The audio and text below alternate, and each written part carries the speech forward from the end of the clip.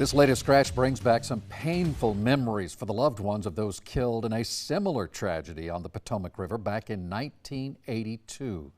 An Air Florida flight on its way to Tampa took off in bad weather and crashed into the icy waters of the Potomac. 78 people were killed that day. The tragedy of the Air Florida disaster motivated one man to become a chaplain at Tampa International Airport. His brother and his brother's family all died in that crash.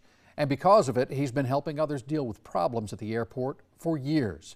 News Channel 8's Jeff Patterson continues our team coverage tonight. He is at Tampa International Airport. Jeff.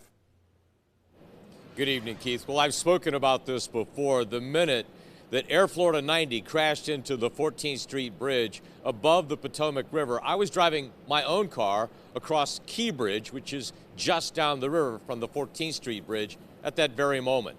Well, today I spoke to Deacon Joe about how that moment impacted his life.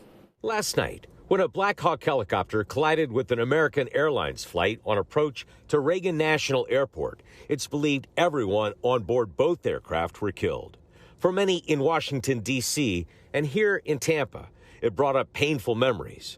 Deacon Joe Krasanowski's thoughts instantly went back to that day 43 years ago. Probably the major thought was, here we go again. The kind of tragedy that occurs when someone is faced with some unexpected event and all of a sudden your world turns upside down. Deacon Joe was at Tampa International Airport, waiting for his brother, his brother's wife, and their 4-year-old and 2-year-old children to arrive. When they didn't show up on time, he called his mother. My mother said to me, a mother knows, that I know that they were all on that flight, and I know that God called them all. She was right. They did not survive. And so he now knows what the families of last night's crash victims are going through now.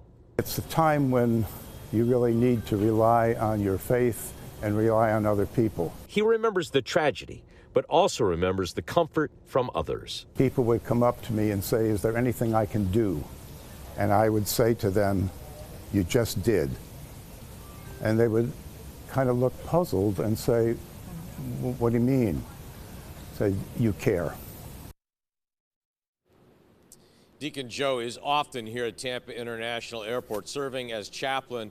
He can just sit and listen to people, or he can offer them a prayer, because he knows firsthand just how important that is. Keith? I'm sure he's a comfort to so many people because of that, Jeff. Has he kept up with the others who lost their lives and other loved ones who lost loved ones? Yes. Again, this disaster 43 years ago, it's a long time to stay in touch with people.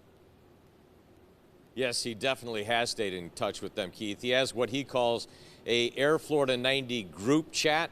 And last night, as you can understand, after the news came out, they were all communicating with each other, but they were also offering comfort to each other.